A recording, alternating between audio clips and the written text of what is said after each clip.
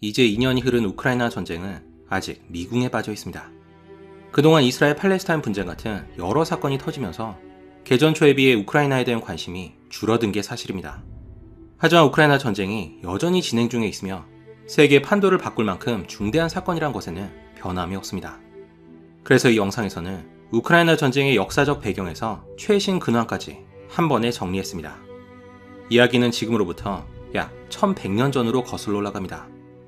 9세기 후반 동유럽에는 키우라는 도시를 중심으로 한 키이우 루스가 있었습니다. 키이우 루스는 오늘날 우크라이나, 러시아, 그리고 벨라루스의 기원이 되는 나라였습니다. 참고로 키예프라고도 불리는 키이우는 이후에 우크라이나의 수도가 됐습니다. 하지만 이때만 하더라도 우크라이나나 러시아라는 구분 없이 한 나라를 이루었습니다. 그러다 1236년 징기스칸의 손자 바투가 키이우를 완전히 파괴하고 키이우 루스를 멸망시켰습니다.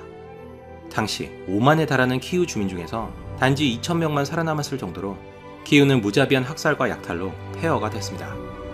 몽골의 침략으로 키이우가 몰락하자 당시 작은 도시 공국이었던 모스크바가 그 자리를 대신했습니다. 점차 세력을 확장한 모스크바 공국은 몽골을 몰아내고 루스 차르국을 세웠습니다. 루스 차르국은 이후에 러시아가 됐습니다. 한편 키이우를 비롯한 남서쪽 공국들은 리투아니아에 편입되면서 러시아와는 다른 길을 걷게 됩니다. 그리고 러시아에서 분리된 이 지역이 우크라이나였습니다. 16세기에 우크라이나는 한때 폴란드에 합병됐지만 이후 19세기까지 대부분의 우크라이나 영토는 러시아 제국에 통합됐습니다. 1917년 러시아 혁명이 일어나자 우크라이나는 잠시 독립을 선언하기도 했습니다. 하지만 얼마 뒤인 1922년 소비에트 연방에 강제로 합병되고 맙니다. 그러다 1991년 우크라이나는 큰 전환점을 맞이했습니다.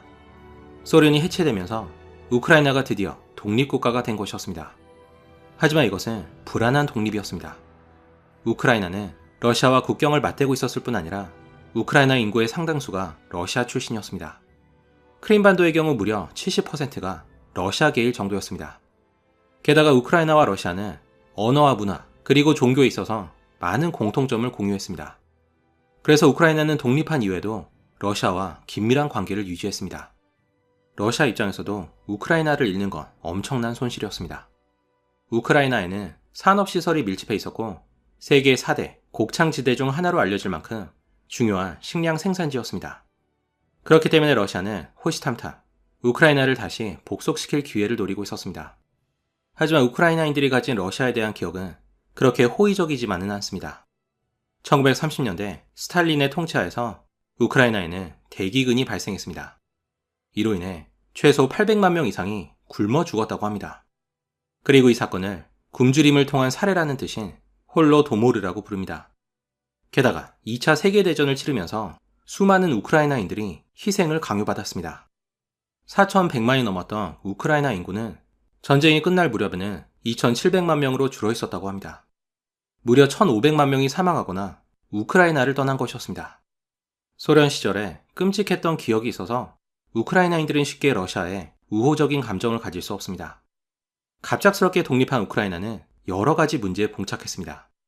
독립에 동조하지 않은 많은 수의 러시아계 주민들이 있었고 정치적으로나 경제적으로나 불안정한 상태였습니다. 그리고 러시아는 그런 점을 이용해 우크라이나 정치에까지 깊이 개입했습니다. 결국 우크라이나는 러시아의 영향력에서 벗어나기 위한 방책으로 나토 가입을 추진했습니다. 하지만 이것이 러시아의 심기를 건드렸습니다. 소련 해체 이후 러시아의 가장 큰 우려는 나토의 동진 정책이었습니다. 구소련 영향권에 있던 동부 유럽 국가들은 끊임없이 나토에 가입하려고 했고 러시아는 반대로 막으려고 했습니다. 그럼에도 1999년에 체코, 폴란드, 헝가리가 나토에 가입했습니다. 그러자 러시아는 우크라이나마저 나토에 가입하는 걸 결코 용납하지 않겠다고 경고했습니다. 러시아 입장에서 우크라이나는 러시아의 안보를 위한 최후의 보루였습니다. 그렇게 우크라이나를 놓고 서방과 러시아 간에 첨예한 갈등이 시작됐습니다. 하지만 당시 러시아는 공산주의에서 자본주의로의 변환기에 있어서 우크라이나 문제에 집중할 상황이 아니었습니다. 러시아 정부 내에서는 부패가 만연했고 급기야 부채를 상환하지 못해서 금융위기까지 발생했습니다. 혼란을 극복하고 경제를 안정시키려면 서방의 지원이 필수적이었습니다. 서방의 눈치를 봐야 했던 러시아는 무기력했습니다. 그래서 동유럽 국가들이 연달아 나토에 가입하는 걸 그냥 지켜볼 수밖에 없었습니다. 이때 러시아에 한 인물이 등장했습니다. 2000년 블라디미르 푸틴이 대통령에 당선된 것이었습니다. 소련 시절 KGB 소속이었던 푸틴은 강렬한 카리스마를 바탕으로 큰 인기를 끌었습니다. 대통령이 된 푸틴은 특권 계층을 척결했고 그 덕분인지 러시아는 점차 경기를 회복하면서 금융위기에서 벗어나게 됩니다. 2004년 재집권에 성공한 푸틴은 강한 러시아 건설을 외치는 한편 스트롱맨 이미지를 부각하면서 계속해서 인기몰이를 했습니다. 그리고 푸틴은 이 인기를 바탕으로 점차 독재자로 변모해갔습니다. 러시아인들이 낯선 민주주의보다는 민족의 자긍심을 높여줄 영웅에 환호한 결과였습니다. 국민의 지지에 자신감을 얻은 푸틴은 우크라이나를 러시아 편으로 끌어들이기 위해 우크라이나 내정에 간섭하기 시작했습니다. 마침 2010년 선거에서 친러시아 성향인 야누코비치가 우크라이나 대통령에 당선됐습니다. 하지만 야누코비치는 언론 탄압과 부패 등으로 국민의 원성을 샀습니다. 게다가 그는 EU와의 경제 협력을 외면하고 러시아와의 무역에 치중하는 등 노골적인 칠러 정책을 펼쳤습니다. 그러자 2014년 2월 수도 키이우를 중심으로 야누코비치를 반대하는 대대적인 시위가 발생했습니다. 야누코비치 정부는 실탄까지 발포하면서 시위대를 강경 진압했고 그 과정에서 약 100명의 시위자들이 목숨을 잃었습니다. 하지만 이것은 오히려 역효과를 낳아서 시위가 격화될 뿐이었습니다. 결국 야누코비치는 우크라이나를 떠나서 러시아로 망명하게 됩니다. 2014년의 이 사태를 흔히 유로마이단 혁명이라 부릅니다. 한편 상황을 지켜보던 푸틴은 유로마이단을 서방의 지원을 받은 불법 쿠데타로 간주하고 우크라이나에 진출할 좋은 빌미로 삼았습니다. 그해 3월 러시아는 무력으로 우크라이나 남부에 있는 크림반도를 병합했습니다. 앞에서 말한 것처럼 크림반도는 인구의 절반 이상이 러시아계여서 러시아에 대한 거부감이 상대적으로 적은 지역이었습니다. 게다가 흑해에 위치한 크림반도는 지리적으로나 군사적으로나 매우 중요한 곳이었습니다.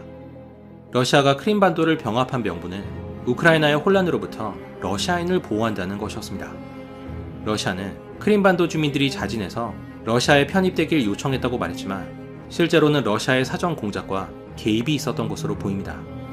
그리고 갑자기 크림반도에 부대마크를 달지 않은 소속불명의 군인들이 보이기 시작했습니다. 리틀 그린맨이라 불리는 이들은 우크라이나의 친러시아 세력으로 알려졌지만 이후에 이들이 러시아군이라는 게 드러났습니다. 러시아가 직접 군을 투입하는 걸 은폐하기 위해 부대마크를 뗀 것이었습니다. 리틀 그린맨은 빠르게 크림반도의 정부 건물과 주요 시설을 장악했습니다. 하지만 유로마이단 사태로 아직 혼란에 빠져 있었던 우크라이나 정부는 적극적인 대처를 하지 못했습니다. 그렇게 크림반도는 얼렁뚱땅 러시아에 흡수되고 맙니다. 그러자 러시아계가 주를 이루고 있던 우크라이나 동남부 지역에서도 친러시아 세력이 행동에 나섰습니다. 민병대를 조직한 이들은 우크라이나로부터의 분리와 러시아로의 병합을 외치면서 우크라이나 정부군과 충돌하기 시작했습니다. 특히 돈바스 지역에서 양 세력은 팽팽하게 대치했습니다. 돈바스 지역은 우크라이나 동부의 루한스크주와 도네츠크주를 아우르는 지역으로 친러시아 성향의 인구 비율이 특히 높은 지역입니다. 돈바스 지역의 분리주의자들이 우크라이나로부터 독립을 선언하자 러시아는 이들에게 군사적 지원을 제공했습니다. 그래서 단시간에 끝났을 수도 있던 전쟁이 장기전 양상으로 흘러갔습니다. 이에 양국은 민스크 협정이라는 정전협정을 맺었습니다. 하지만 정전협정은 지켜지지 않았고 돈바스 지역에서의 무력 충돌은 계속됐습니다. 그로부터 5년 뒤인 2019년 젤렌스키란 인물이 우크라이나의 새로운 대통령이 됐습니다. 그는 코미디언 출신으로 2015년에 방영된 드라마에서 대통령 역을 맡아 국민적인 인기를 끌었습니다. 그런데 그가 실제로 대통령에 당선된 것이었습니다. 하지만 아무런 정치 경험이 없던 그가 제대로 대통령직을 수행할 수 있을지는 미지수였습니다. 게다가 그의 적수는 노련한 러시아의 독재자 푸틴이었습니다. 대통령이 된 젤렌스키는 푸틴에게 여러 번 회담을 제안했습니다. 아마 임기 초반만 하더라도 협상을 통해서 평화롭게 문제를 해결할 수 있을 거라 생각했던 것 같습니다. 하지만 푸틴은 크림반도와 돈바스 지역에서 조금도 물러나지 않겠다는 기존의 입장만 되풀이할 뿐이었습니다. 이에 젤렌스키는 더 이상의 대화를 포기하고 크림반도와 돈바스를 탈환하겠다는 계획을 세웠습니다. 젤렌스키가 러시아에 강경한 태도를 보이자 러시아도 가만히 있지 않았습니다. 2021년 초 약 10만에 달하는 러시아 병력이 국경 지역에 집결했습니다. 전쟁 위협을 감지한 서방은 여러 번 대화를 시도했지만 러시아는 미온적인 태도를 보였습니다. 결국 2022년 2월 24일 러시아는 우크라이나에 대한 전면적인 침공을 개시했습니다. 본격적인 우크라이나 전쟁의 시작이었습니다. 최근에 폭스뉴스의 전 앵커였던 터커 칼슨이 푸틴을 인터뷰하는 일이 있었습니다. 이 인터뷰에서 푸틴은 왜 우크라이나를 침공했는지를 설명했습니다. 푸틴이 제시한 명분은 크게 세 가지였습니다. 푸틴은 먼저 우크라이나와 러시아가 사실은 한 민족이라 주장했습니다. 양국은 원래 한 나라였는데 몽골의 침략을 기점으로 갈라졌다는 겁니다. 그러다 폴란드가 우크라이나를 지배하면서 그 지역 주민들이 갖고 있던 러시아인으로서의 정체성을 지우고 그들을 변경이라는 뜻인 우크라이나인이라고 불렀다고 합니다. 다시 말해 우크라이나라는 민족이 따로 있는 것이 아니라 정치적 목적으로 만들어진 인위적인 정체성이라는 겁니다. 그러니 러시아가 우크라이나를 차지하는 게 정당하다는 말이었습니다. 하지만 푸틴의 말에는 어폐가 있습니다. 지난 세월 동안 수많은 민족과 나라가 서로 갈라지거나 합쳐지기도 했습니다. 만약 지구의 모든 나라가 역사적 당위성을 따지면서 과거로 돌아가려고 한다면 전 세계는 대혼란에 빠지게 될 겁니다. 푸틴의 말대로라면 몽골 제국이 과거에 러시아를 지배했으니 몽골이 다시 러시아를 차지해도 괜찮다는 말이 됩니다. 푸틴이 제시한 두 번째 명분은 유로마이단 사태로 인한 우크라이나 정권 교체 배후에 서방 세력이 있었다는 것이었습니다. 푸틴에 의하면 유로마이단 사태는 서방 세력이 배후에서 조종한 불법 쿠데타며 그로 인해 우크라이나가 사실상 나토의 전초기지가 됐다고 합니다. 그리고 이 모두가 러시아의 잠재력을 두려워한 서방이 러시아를 압박하기 위해서 벌인 일이라고 말했습니다. 하지만 푸틴은 시위대의 배후에 CIA나 다른 서방 세력이 있었다는 구체적인 증거를 제시하진 못했습니다. 전쟁을 일으킨 마지막 명분은 우크라이나의 네오나치 세력입니다. 푸틴에 의하면 2차 세계대전이 발발했을 때 우크라이나의 민족주의자들이 히틀러에게 협력했다고 합니다. 그래서 나치에 협조한 우크라이나인들이 유대인과 러시아인 학살에 참여하기까지 했다고 말했습니다. 문제는 이들이 현재 우크라이나에서 국가적 영웅으로 대접받고 있어서 우크라이나 내에서의 나치주의와 민족주의가 위험 수위를 넘어서고 있다는 겁니다. 푸틴은 우크라이나의 네오나치 세력이 러시아에 대한 혐오를 부추기고 러시아계 주민을 탄압하고 있다고 말했습니다. 푸틴은 이런 이유를 들면서 러시아의 우크라이나 침공을 정당화하고 있습니다. 이때 푸틴을 인터뷰하던 터커 칼슨이 이런 질문을 던졌습니다. 아무리 그래도 단지 어떤 나라의 역사관이나 사상이 마음에 안 든다는 이유로 그 나라를 침공하는 것이 어떻게 정당화될 수 있냐는 것이었습니다. 이에 푸틴은 직답을 피하면서 대충 얼버무리는 모습을 보였습니다. 우크라이나에 네오나치 세력이 있다는 푸틴의 주장이 완전히 틀린 것은 아닙니다. 2차 세계대전 중에 우크라이나에서만 150만 명의 유대인이 학살됐고 이때 많은 우크라이나인들이 나치에 협조한 건 사실입니다. 또 네오나치 성향의 부대가 우크라이나군에 편입된 것도 널리 알려진 사실입니다. 대표적으로는 아조우 연대가 있습니다. 하지만 우크라이나에 아조우 연대가 있다면 러시아에도 바그너 그룹이 있습니다. 러시아의 민간 군사 기업인 바그너 그룹은 네오나치 성향을 가진 장교인 드미트리 우트킨이 조직했습니다. 게다가 부대 이름인 바그너도 히틀러가 좋아했던 작곡가였습니다. 그래서 러시아도 네오나치 세력이 있다는 비판에서 자유로울 수 없습니다. 표면적인 명분과는 별개로 푸틴이 전쟁을 일으킨 진짜 이유에 대해서는 큰 의문이 있습니다. 러시아가 군사 행동에 나선다면 서방으로부터 강력한 경제 제재를 받을 게 분명했습니다. 그렇게 되면 러시아 경제는 큰 타격을 감수해야 했습니다. 아무리 우크라이나가 러시아에 중요한 의미를 가진다 해도 러시아 입장에서는 득보다 실이 많은 전쟁이었습니다. 하지만 이유가 어떻든 러시아는 전면전을 개시했습니다. 이때 러시아가 동원한 병력은 약 15만 명 정도로 추정됩니다. 러시아는 우크라이나와의 전쟁을 단시간에 끝내려고 했던 것 같습니다. 객관적인 전력도 러시아가 우크라이나를 압도했고 과거 러시아가 크림반도를 접수했을 때도 우크라이나군은 속수무책이었습니다. 러시아군은 우크라이나 북부와 남부 그리고 동부로 한꺼번에 쳐들어왔습니다. 또 러시아의 우호적이었던 벨라루스를 통해서도 많은 수의 러시아군이 침공했습니다. 러시아는 여기에 더해 키우에 있는 젤렌스키를 사로잡아 정부를 마비시키는 참수작전을 시행했습니다. 전쟁이 시작된 지 약 2시간 뒤인 아침 8시에 키이우 인근의 안토노프 공항에 수십 대의 러시아 헬기가 들이닥쳤습니다. 러시아군의 목적은 공항을 접수해서 이곳에 군부대와 대형 수송기를 투입하는 것이었습니다. 그렇게 되면 삽시간에 많은 병력으로 키이우를 차지할 수 있었습니다. 하지만 우크라이나군이 심속하게 대응해 공항 활주로를 파괴함으로써 러시아의 초기 작전을 실패로 돌아갔습니다. 이로 인해 빠르게 전쟁을 끝내려던 러시아의 계획에도 차질이 생겼습니다. 그래도 상황은 여전히 우크라이나에 불리해 보였습니다. 다급해진 우크라이나가 독일의 지원을 요청하자 독일 재무장관이었던 크리스티안 린트너는 이렇게 말했다고 합니다. 길어야 48시간 내에 없어질 나라를 왜 도와야 합니까? 하지만 이런 예상에도 불구하고 우크라이나군의 저항은 만만치 않았습니다. 개전 당시 우크라이나의 총 병력은 20만 정도로 15만의 러시아군보다 수적으로 유리했습니다. 게다가 미리 러시아가 침공할 걸 예상하고 대비하고 있었습니다. 우크라이나군은 러시아의 공세를 막아내면서 끝까지 키이우를 비롯한 우크라이나 북부를 방어했습니다. 키이우 공략이 뜻대로 흘러가지 않자 러시아군은 결국 키이우에서 철수했습니다. 군을 분산시키는 대신 우크라이나 동부와 남부를 공략하는데 병력을 집중시킨 것으로 보입니다. 하지만 푸틴은 터커 칼슨과의 인터뷰에서 러시아군이 키이우에서 철수한 이유에 대해 흥미로운 말을 남겼습니다.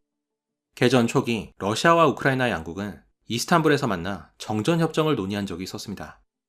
푸틴에 의하면 이때 평화협상은 거의 성사 단계에 있어서 당시 키이우를 포위하고 있던 러시아군도 전쟁이 끝날 거라 생각해 포위를 푼 것이었다고 합니다. 하지만 키이우에서 러시아군이 물러나자마자 우크라이나가 즉각 협상을 중단했다는 것이 푸틴의 주장입니다. 푸틴은 협상이 결렬된 가장 큰 원인으로 영국의 전 총리였던 보리스 존슨을 지목했습니다. 정전협정이 성사되려던 순간에 보리스 존슨이 우크라이나에 지원을 약속하면서 러시아와 계속해서 싸우라고 설득했다는 겁니다. 푸틴은 만약 보리스 존슨이 아니었다면 전쟁은 이미 1년 반 전에 끝났을 거라고 덧붙였습니다. 이후 인터뷰 소식을 들은 보리스 존슨은 푸틴을 히틀러에 비유하면서 격렬하게 비난했다는 후문이 있습니다. 러시아군이 키이우에서 물러나자 이제 격전지는 우크라이나 동부가 됐습니다. 이곳에서 양군은 일진일퇴를 거듭했습니다. 그리고 우크라이나가 버티는 모습을 보이자 서방으로부터도 조금씩 군사원조가 도착하기 시작했습니다. 하지만 러시아의 눈치를 봐서였는지 서방은 우크라이나에 장거리 미사일이나 전투기 등 고성능 무기를 제공하진 않았습니다. 괜히 러시아를 자극했다가 전쟁이 확대되는 걸 걱정해서였습니다. 그래서 우크라이나군은 러시아군을 상대로 고전을 면치 못했습니다. 러시아군은 압도적인 화력을 앞세워서 우크라이나 남부의 주요 도시인 마리우폴을 함락했습니다. 마리우폴은 우크라이나 남부와 돈바스 지역을 연결하는 중요한 요충지여서 러시아에 큰 의미가 있었습니다. 러시아는 여세를 몰아 돈바스 지역을 장악했고 크림반도 북쪽으로도 진격을 계속했습니다. 하지만 우크라이나도 당하고만 있지는 않았습니다. 그해 7월 총동원령을 내린 젤렌스키가 100만에 육박하는 병력을 동원해 반격을 개시했습니다. 우크라이나군이 처음으로 공세에 나서는 순간이었습니다. 그 결과 우크라이나군은 하르키우에서 러시아군을 몰아냈고 돈바스 지역의 이지움과 리만을 탈환했습니다. 이에 위기감을 느낀 푸틴도 러시아에 부분 동원령을 내렸습니다. 이는 최대 100만에 달하는 러시아 병력이 우크라이나 전쟁에 새로 투입된다는 것을 의미했습니다. 이로써 전쟁은 새로운 국면을 맞이했습니다. 해가 바뀌어 2023년이 돼서도 양국은 치열한 전투를 이어갔습니다. 하지만 양군이 방어진을 공고히 해서 전쟁은 다소 정체된 느낌입니다. 그래서 2023년 이후 전선의 변화도 거의 없다시피 합니다. 2022년에는 약 13만 제곱미터의 전선의 변화가 있었던 반면에 2023년의 전선 변화는 900제곱미터에 불과합니다.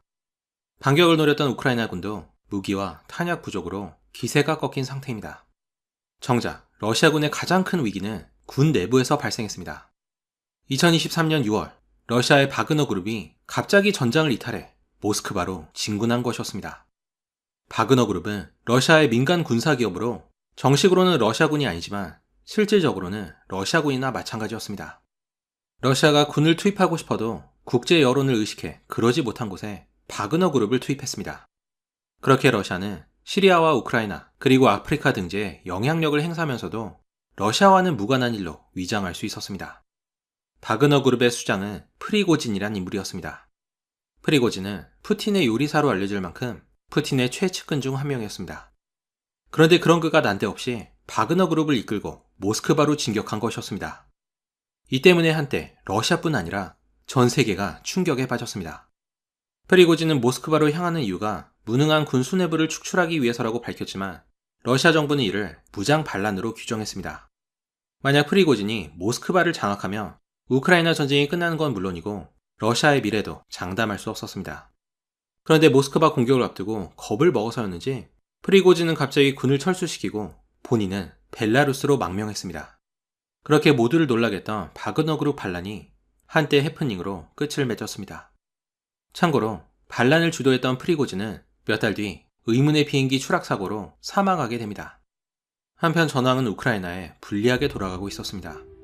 최근 우크라이나는 최대 격전지였던 아우디 이우카에서 패하면서 팽팽했던 균형의 추는 점점 러시아 쪽으로 기우는 양상입니다. 이 전투에서 우크라이나군 전사자만 1,500명 이상이었다고 알려졌습니다. 기세가 오른 러시아군은 모든 전선에서 우크라이나군을 압박하고 있습니다. 우크라이나의 폐색이 짙어진 가장 큰 원인은 탄약과 무기 부족입니다. 설상가상으로 전쟁이 장기화되면서 서방마저 우크라이나를 지원하는 것에 소극적인 태도를 취하기 시작했습니다. 만약 서방이 지원을 끊는다면 우크라이나는 점차 궁지에 몰릴 겁니다. 그래서 러시아의 전략이 일부러 장기전을 유도해서 우크라이나의 전력과 무기를 최대한 소진시키는 거라는 분석이 있습니다. 하지만 러시아도 경제 제재로 큰 타격을 받고 있어서 전쟁을 오래 지속하지 못할 거라는 주장이 있습니다. 현재 미국은 러시아에 대한 경제 제재로 러시아의 달러 사용을 막고 있습니다. 이에 대해 푸틴은 러시아가 이미 달러를 대체할 다른 방법을 찾았으며 모든 제재에도 불구하고 러시아 경제가 여전히 건재하다고 자랑했습니다. 하지만 이 말이 사실인지 아니면 푸틴의 일방적인 주장인지는 확실치 않습니다. 그리고 여기까지가 우크라이나 전쟁 총정리였습니다. 이 영상은 요즘 어른을 위한 최소한의 전쟁사 도서를 참고하여 만들어졌습니다. 이 책에 등장하는 몽골의 정복전쟁, 십자군 전쟁부터 1, 2차 세계대전, 현재 우크라이나 전쟁까지 18가지 전쟁사를 통해서 세계사의 흐름을 파악할 수 있습니다. 꼭 한번 읽어보시길 추천드립니다. 감사합니다. 저는 서 에이스였습니다.